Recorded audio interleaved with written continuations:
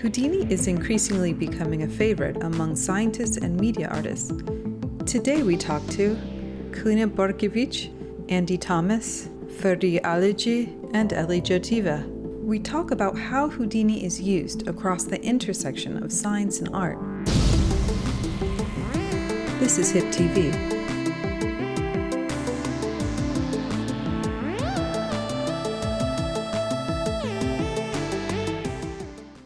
I'm so excited to be here with you guys. The first topic is inspiration. So obviously we're all here, you guys are interested in science and nature. And what I want to know is the driving force and fascination that made you want to get into this field. So my background is in computer science, and I was specifically interested in graphics when I, first took classes on that in college. But before I started doing that, I actually wanted to be an astronomer. So I was really into space and astrophysics. And I had originally been intending to go into Hollywood and work on films and kind of a more traditional graphics approach. But when I found out that visualization was an option, I was all about that because it just takes kind of the best things about computer graphics, creating beautiful imagery, but also helping people with science communication and education, and also combining my love of astronomy. So that's how I got into it. What is it about astronomy that excites you so much? Well, it's just kind of the great unknown, right? There's a lot about it that we don't know. And the things that we do know are so, not to be corny, but out of this world. There's things that are inconceivably huge, and there's the infinite vastness of space. It's just, really fun to think about. It's kind of inconceivable, in the fact that we can study it and learn so much about it. It just fascinates me. I'm interested in biology and technology and how they kind of intersect, I'm probably the least scientific person here, but but it's one of my fascinations. And I'm really fascinated by evolution and how we got here. And, evolution started millions of years ago, and the fact that it's created computers and all sorts of, it's like a hyper extension of evolution, computers and technology. And that really fascinates me. And I like using computers to kind of bring biological forms into existence. So I'll use bird sounds, and I'll try and recreate the bird sounds in a way that gives them life, What inspires me the most, or the most fascinating part about science, is the dark holes in knowledge, the points at which science can't answer our questions, and how visualization maybe can help us imagine those spaces. So I don't think about my practice as visualizing science as much as visualizing the spaces beyond science, or where science is limited. And maybe proposing questions about right. it. Yeah. As you said before, the nature, geological environments, science fiction movies, books, everything's getting too much inspiration to us. But we are using that scientific data, but we are not data visualization studio. We are using the data for the art.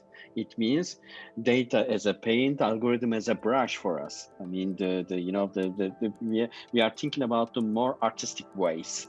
So this is so experiential process for us. Every time we are trying to invent our workflow into the beginning to the end. I mean, using the data's architectural experience with AI, and then at the same time it's supposed to be the poetic experience for the audience. So in the past, persistent advances in technology continues to boost development of art forms. There was no exception from the painting, sculpture, music, photography, but science and scientific ideas have long inspired art and artists from Picasso, Leonardo, Dali, Samuel Morse, that's huge names, and they demonstrated how scientific ideas can inspire impeccable art. So masters in history are greatest inspiration. In the sense that as art studio, we always love to push the boundaries, the in this field. Really interesting, everyone. And I think later on we're going to get into kind of the different genres that you guys are all in. I mean, just within SciViz, there's like this a really big spectrum, and I think you guys are all representative of that spectrum, where we have, you know, the very literal SciViz where we want to be like Kalina, what you do. It's like it's very specific and literal, and it really is to show how things work. And then we get into more poetic expressions and new forms of biology. There is actually, it's an interesting spectrum that you mentioned, because I've been on other panels where I'm considered the more artistic side of the panel as far as SciViz goes. Recently, just at SIGGRAPH, I was on a session with NASA, and they are the ones that I would consider like true SciViz, as opposed to like more artistic, cinematic SciViz like I'm doing. So it's interesting to be on the other side of that. Now I'm kind of the representative scientist of the group. That's true. That's true. And I'd like to talk about that too. You also put an artistic spin on what you do, but you still are using real data to drive that. Certainly, yeah. We have a couple members on our team that are just pure artists. We have a cinematographer who just kind of focuses a lot on camera choreography and, you know, lighting and all the stuff that isn't just data viz just on its own. You know, Right. you have to add things to it to make it look the way that we make it. And when you were on that panel in SIGGRAPH, when you say you were considered the more artistic, can you describe like what they were doing? Yeah, so they use, well, scientific visualization tools. They don't use, you know, Houdini or Maya or anything that kind of gives design flexibility. I think they have a lot of their own custom tools where they just try to add as little as possible. Like if there's issues with the data, like artifacts, they leave them in because they're, you know, accurate. That's what really got collected. Whereas, you know, if we saw a problem with the data, we'd like take it out or use a camera position that kind of hides the bad bit of the data. So, you know, and we kind of just add artistic elements as well. We might add like a glare around the sun or like cool lighting effects and stuff that they, you know, wouldn't do at all. They just kind of try to stick to the data without embellishments. Do you feel that there is a conflict there? Like, do you get like judgment for not being as literal as they are? A little bit. It depends on who you ask. There's certain things we do that, you know, like adding motion blur, for example, like blurs out the data, right? Like it makes it look worse and less accurate. So some people are like, well, why would you do that? So it's kind of a balance between making it accurate and making it cinematic. And we kind of try to stay somewhere in the middle of that spectrum, not go too far in either direction, but there's definitely trade-offs. Yeah. That's interesting. And also I was thinking the audience must matter too. Who your audience is, and their audience might be different than yours. That's very true. Yeah. So now let's look at artists' work.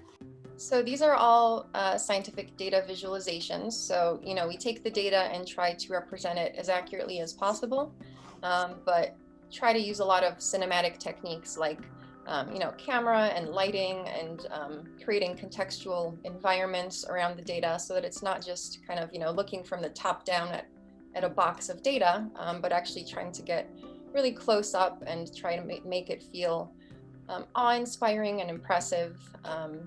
Our target audience is just really the general public. We often like to think of it as, you know, grandparents taking their grandkids to the museum to go see a show. So it's really covering like, you know, little kids, as well as, you know, older adults that might be college educated, that might not be. Our audience also does include science experts themselves. So of course it has to be as accurate as possible, but also as beautiful as possible and as easy to understand as we can make it, which, you know, is easier said than done because we're often dealing with these really cutting edge, complex, extremely large data sets. So getting it into a format that's, you know, easy to consume and easy to understand is a big challenge of what our team does. Okay, Andy, you're up. Okay, this is insane, by the way, because the reason is because it's so fresh and new and novel, and I've just never seen anything like it. So Yeah, awesome. Yeah, well, like I was saying, it's kind of it's abstract. You know, it's my representation of bird sounds, and I guess I consider things like the plumage of the bird as well, and that'll have an influence on how the thing looks. I want to make like a digital version of a life form. You know, I want it to feel like it's got character. It's like a little kind of mutated bird. I've actually started using some electronic equipment like a Roland TB3 to create my own bird sounds using like digital versions of bird sounds. So that's going to be my next project I work on in the coming months, and seeing if I can recreate, you know, nature in some other way, you know. But I'm also interested, like I feel like I've only scraped the surface with this concept, you know. It's what I want to do in the future is possibly work with an ornithologist or someone and get like the actual bird sound, the calls, and isolate them and know what they are and what they mean, and somehow reflect that in how this creature moves, you know, whether it's a mating call or this is my territory, or, you know, those kind of things, and seeing how I can bring that into the art piece. So yeah, much more to explore. Yeah, and do you find that since this is so abstract and you've got infinite possibilities for visuals, that sometimes you'll be working like, oh, that's great, but like you can't stop working, and then you lose totally, yeah. And when I'm not producing stuff, I'll be experimenting with how I can make the sounds create some effect and just seeing what I can do, you know. And so I just spend a lot of time just experimenting, and so I go a little bit insane sometimes, but it's okay. It's all part of it, you know. Wow, yeah, this is just amazing. Yeah, I traveled to the Amazon a few years ago, and I had a guide there. He showed me around, and we went to various locations. And so I'm not just sitting here on my computer. I'm actually out in nature, kind of discovering the animals for myself, and exploring the different countries and stuff. And so, yeah, you know, I think that brings a lot to it, you know. Totally. Ferdi. Okay, thank you so much. Yeah. I would like to share a couple of the works and behind the creation using the Houdini and AI and machine learning and data journey about a couple of our works. This one is the rockstar one. the Chinese government gave to the commission artwork for us. This is the Nanjing, which is all the city in China. They built a kind of new Silicon Valley in their city. I mean, the Google and YouTube will open the new offices in there. So it's so important places for them. And then they were looking for a kind of the hybrid public art. I mean, they are not interested about the made by wooden or metal, the public arts. So that's why we offer the DataGate project, the world's first AI astronomical research, data architecture, sculpture, public art for them. This is 12-meter high and 15-ton heavy installation made by LED screens and 360 experience and 15-ton heavy. You can experience daytime and nighttime. We created different type of data sculpture animation using that data. So by the way, we rendered the orthographic rendering so you can experience inside of that cube. The idea is we're trying to putting the whole universe in just one simple cube. So it's you know, the complexity inside of the simplicity in this field. And then I would like to share to another project using the Houdini. We use the AAG data from the musician in real time on the stage. The idea is, can we experience musician brainwaves and feelings in real time on the stage when he playing?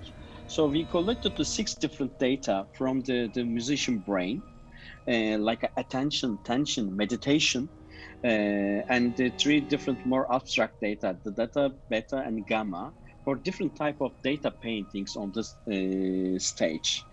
We exhibited this piece in Ars Electronica in the Lens, which is the famous festival. Approximately last 30 years, they are making that festival. So we are strictly using the V4 Houdini processing, and we are making that coding in C++, Python coding, and for sure the inside of the Houdini codings. So the Houdini gave us the too many possibilities, the using that data with the custom coding, and we can make our custom softwares and link to Houdini.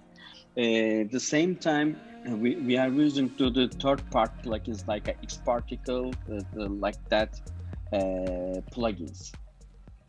I'm currently doing a residency with Ars Electronica and Mevis Fraunhofer Mevis, which is a digital medicine imaging institute in Bremen. And that I can't talk too much about that work, but there's some sneak peeks that I shared with Deb. It's been really fun. I had to have my whole body scanned in an MRI scanner, and I'm working with the data of the interior spaces of my body through Houdini. So we'll see what happens. Yeah, we're going to look at a little bit right now. Why don't we talk about the Alien Stardust project? Yeah, sure. So the project was looking at different meteorites that hit on different continents in part of the world. So we had to reconstruct those meteorites with 3D scans of them. And then there was also some elements of like combining pollen that's generated from the Earth and micrometeorites that were all modeled in Houdini and textured.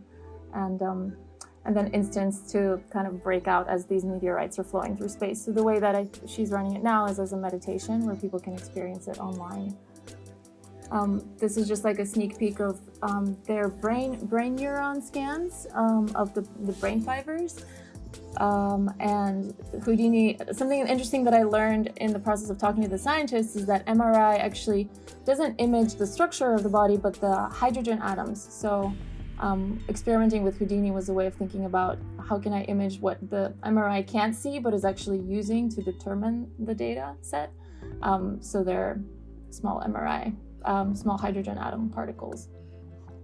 Zero-point field was inspired by the quantum mechanics proposition that they're under absolute zero, there's still a subatomic fluctuation of particles that happens. And what I was working with was actually 3D scans of live plants, and that resulted in a light installation that was rear projected onto a suspended disc of glass and a series of blueprints. The video is the installation that is kind of like morphing in and out. It was done in Houdini, taking 5 different live plants and then having them sort of amorphously shapeshift in and out of each other. So thinking about if everything on a subatomic level is exchanging with itself constantly, like how can I visualize that in a sort of noise field? The blueprints were kind of a nod to the first imaging technology before black and white, which was cyanotypes. So the cyanotype was one of the first imaging technologies that was that predated black and white photography. And it was used mainly by Anna Atkins, who was the first female photographer to publish a book. And she actually is known for doing these contact prints of plants on blueprints that were later used by botanists to study the structure of plants.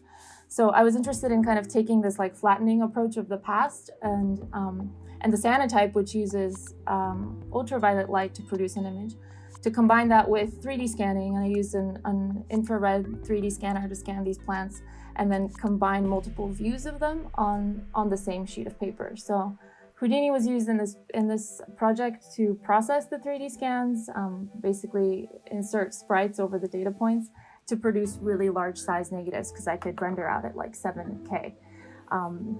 And yeah, and the prints are also dynamic, so part of them are not actually developed, so they continue to change over time as more UV light exposes them. And that's something that I'm interested in materiality in the material world that changes through time. So Nimawari is another project where I deal with the physical and the digital space. I started making these ice sculptures that are made of organic material, and then I would 3D scan them and project them in a large space. And then I had a sort of real-time feedback as they would melt in real time, they would glitch this VR experience that you could enter inside of. There's something I think interesting about thinking about the material nature that is constantly evading us and the digital preservations that we can produce from those experiences. I really like how you describe what you do as visualizing things that can't be seen.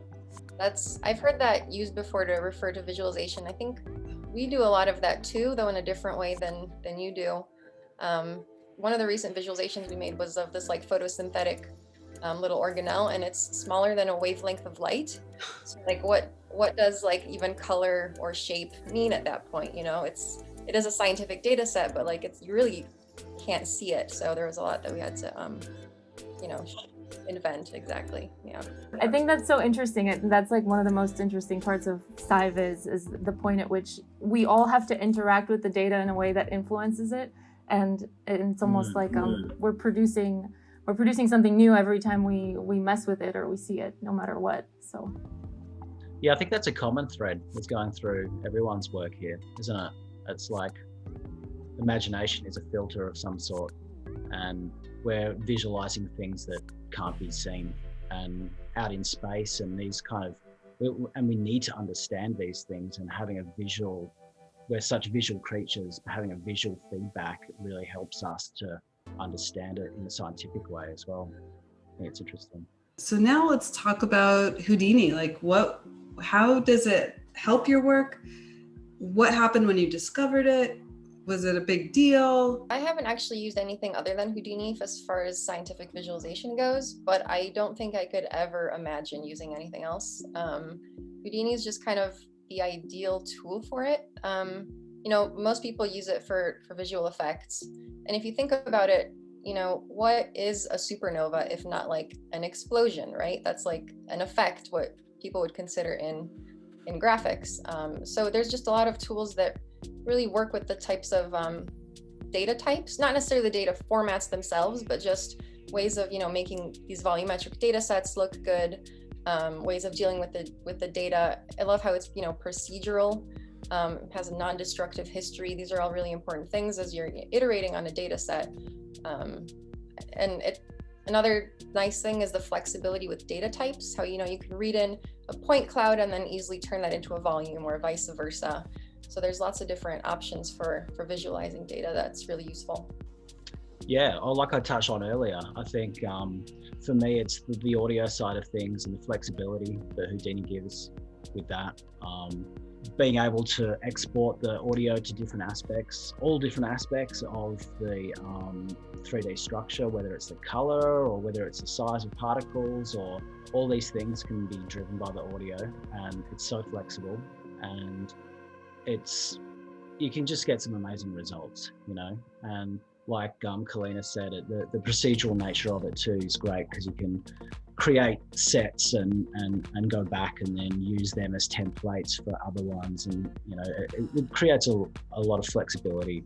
It's fantastic. So, and what about making discoveries? Do you find that like not only is it good for data using data in such a powerful, flexible way, but is it also good for making even new discoveries? I think for you in particular. Definitely.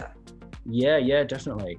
Like I've only been using Houdini a few years, and I've taught myself a lot, and every now and then I'll come across a tutorial or something that opens up a new kind of thing I hadn't thought about before, like utilizing splines in a different way or this and that, and that'll have and then I'll start messing around with that, experimenting with that particular thing for maybe like a week or something, and just seeing what I can generate with that, and then finding another little tidbit of information and extrapolating on that.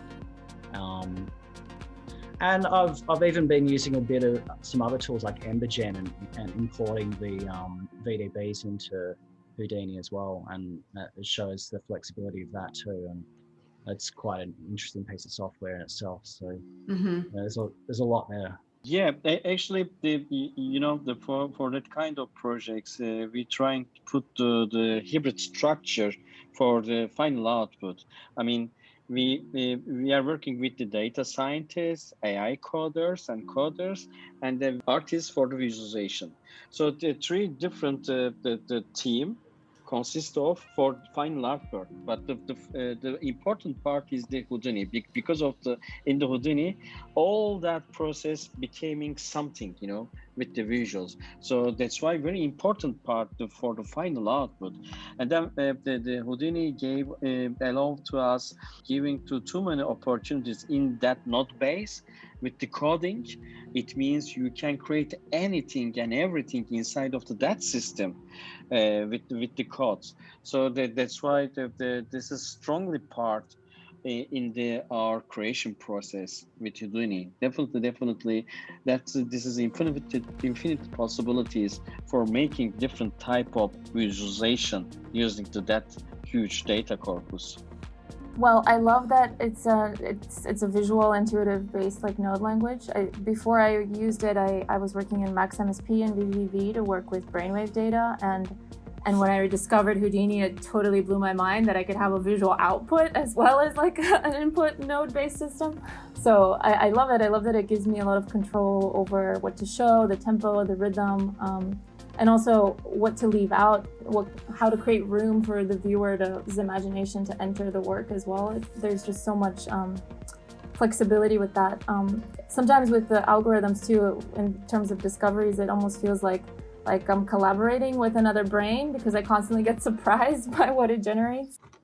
We kind of touched on this, the data interpretation, literal, stylized, concept art, abstract.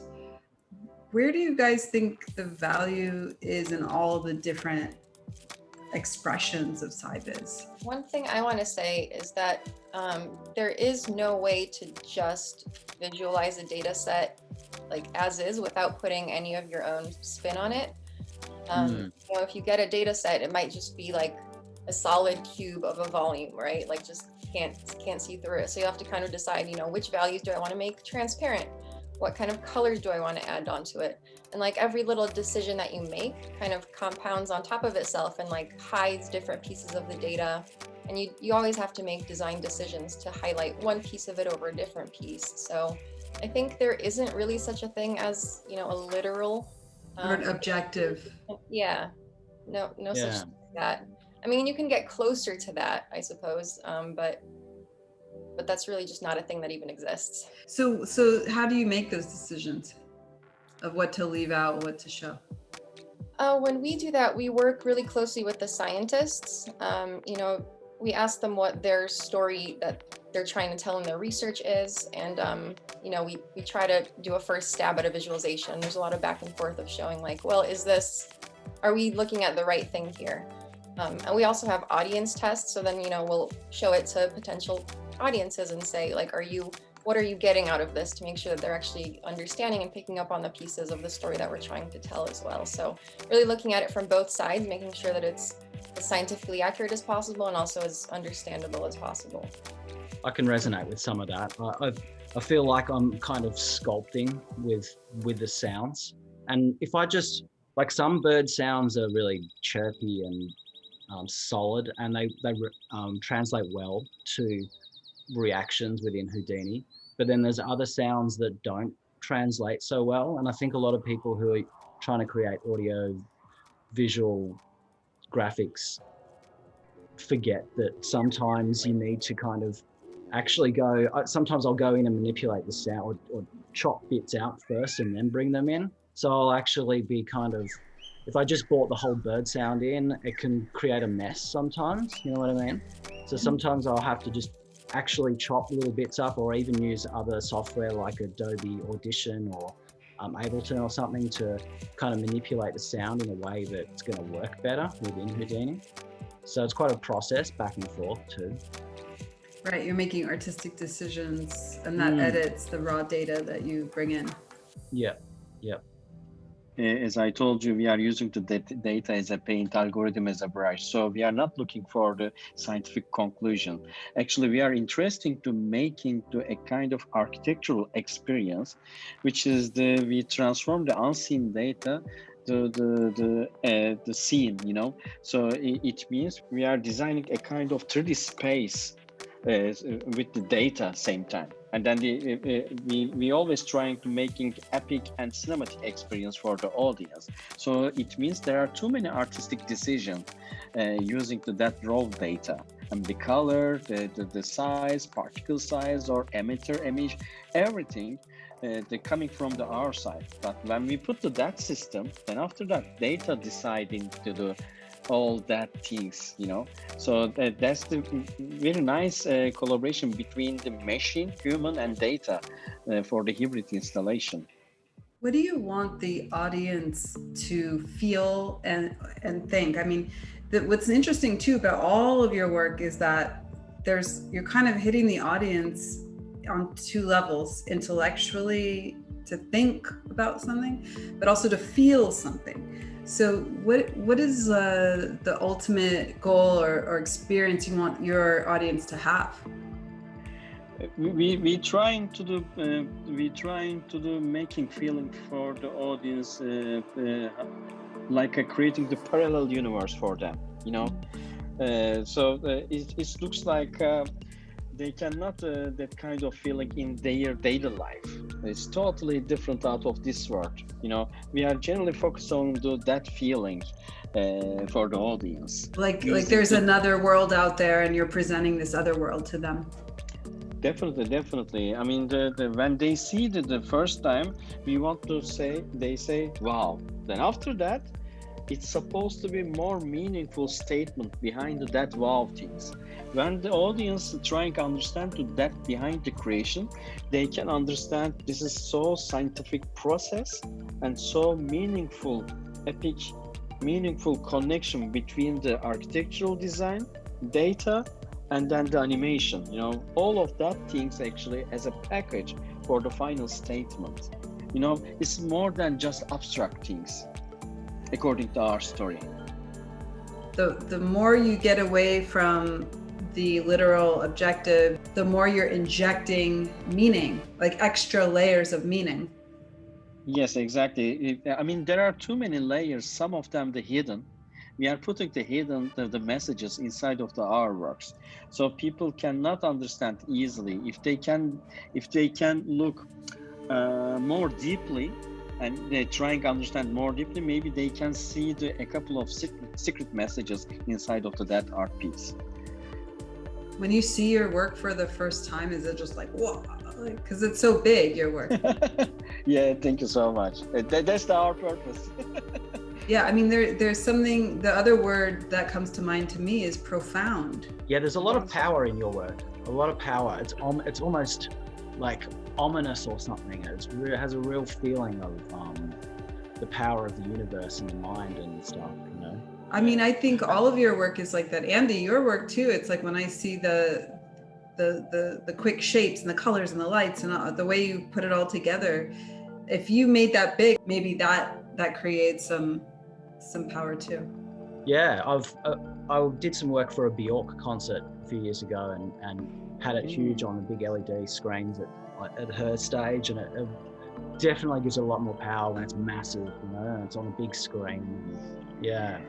Definitely, it is so nice experience for the artist. I mean, in the beginning, you are making all design and all that things in your 13-inch screen or 20 screen. But when we put that experience for the as a 3,500 square meter in one hall with 146 projectors, it looks like hanging around inside of your art. So it is so impactful for every way. So that's why we focus on the making the massive installations with that scientific ideas. Even though my work is maybe less abstract than you guys is, our goal is still to create something that's awe-inspiring and interesting, and we want to make people think that science is cool and accessible.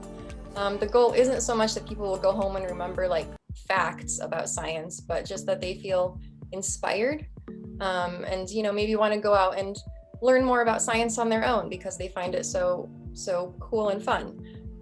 One of my personal goals is to fight science denial, because there's like flat earth society and climate change denial and all that. And I think part of what I do is making science more understandable and accessible to people. So they're not just seeing like a lecture in a lab coat using complicated words that you need a PhD to understand. You're like seeing these beautiful pictures and hopefully understanding what they mean. And just kind of, that's the goal, to make science awesome and accessible. Yeah. Eli, what do you want your audience to feel or think? I think I want them to slow down, and I like to think about it as like attempting to produce a sort of meditative state of awe, and mainly through the affective experience, like working with scale, like really scaling work up, but also the tempo, something about like enchanting the viewer's body senses does something interesting, I think, to maybe discover, like you said, a different universe, but a universe that's within us or within our own sensibilities. So inspiration in the body. Yeah, or transcendence is also a good word, right? Yeah, transfiguration maybe is a better one. Why is this important? And Kalina, you kind of already talked about it, but also even in the art sense, why is this important? I think what Kalina said was really, really great.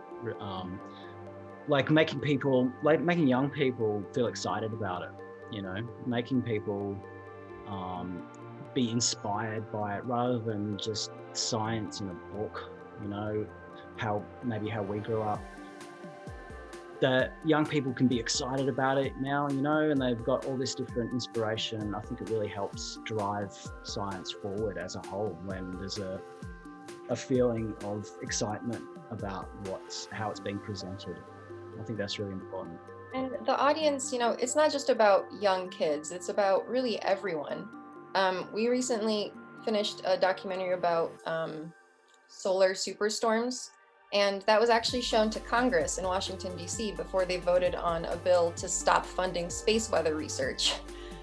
So, even though we're talking about reaching young kids, the audience is really everyone, and you don't even know where it'll end up and who it'll reach. So it's just really important to get the message of science out there and just educate everyone. Yeah, and that brings up a great point. Like, you made something that influenced lawmakers. And why couldn't they just, get a report on that? What was important about showing them an amazing scientific visualization? I'm sure they did get a report, but your eyes kind of glaze over reading that, you can like skim it and it doesn't really affect you emotionally.